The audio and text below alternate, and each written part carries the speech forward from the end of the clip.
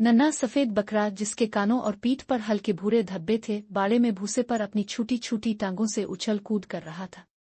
लकड़ी की दीवार में एक दर्द से सूरज की रोशनी अंदर आ रही थी और हुआ में मिट्टी के ज़रात तीर रहे थे।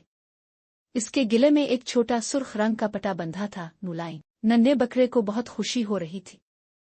आज वो दिन था। इसकी माँ ने कहा था कि वो अब इतना बड़ा हो गया है कि फार्म में थोड़ी सैर कर सकता है। नुलाइन इसने अपने छोटे सर से बाड़े के भारी लकड़ी के दरवाजे को धकेला और दरवाजा बस इतना खुला कि वो आसानी से बाहर निकल सके।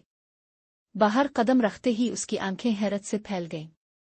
बाहर की दुनिया बाड़े के अंदर की दुनिया से कहीं ज्यादा रोशन खिली और हरी भरी थी। इसने नर्म घास पर हिचकिचाते हुए पहला कदम रखा। नुलाइन नन्हा बकरा एक छोटी लकड़ी की झोंपड़ी के पास से गुजरा। अचानक प्रों की फड़फड़ाहट और कड़कड़ाने की आवाज आई। एक बड़ा सा मुर्गा जिसके सर पर चमकदार सुर्ख कलवी थी अक्कड़ कर बाहर निकला और शक भरी नजरों से नन्हे बकरे को घूरने लगा। नन्हे बकरे ने पहले कभी इतने रंगीन जानवर को करीब से नहीं देखा था। तजस्सुस से इसने अपना सर एक तरफ झुका लिया जैसे सोच रहा हो कि ये कौन है। नुलाइन नन्हा बकरा चलता रहा और एक ऐसी जगह पहुंचा जहां सुर्ख और सब्ज रंग के गोल गोल टमाटर बैलों से लटक रहे थे। वो कितने मजेदार लग रहे थे। नन्हे बकरे का दिल चाहा कि एक तोड़कर चख ले, लेकिन फिर रुक गया। नुलाइन अचानक इसने खुशी भरी चीखों की आवाज सुनी। नुलाइन नन्हा बकरा अपनी सैर जारी रखते हुए एक चमकते नीले तालाब के किनारे पहुंचा।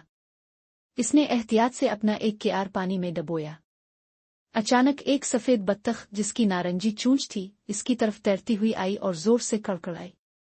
नन्हा बकरा घबरा कर पीछे हटा, लेकिन जल्द ही इसे एहसास हुआ कि ये दोस्ताना सलाम था और वो हंस पड़ा। नुलाइन फार्म के इस दिलचस्प सफर के बाद नन्हे बकरे को हल्की सी थकन महसूस होने लगी।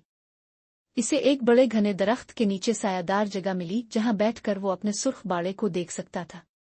वो नर्म घास पर सिमट कर लेट गया और फार्म की हल्की हल्की आवाजें इसे लोरी की तरह महसूस होने लगे। नुलाइन इसकी पहली बड़ी मुहिम जोई शानदार रही और वो बेसब्री से अपनी अगली मुहिम जोई का इंतजार करने लगा।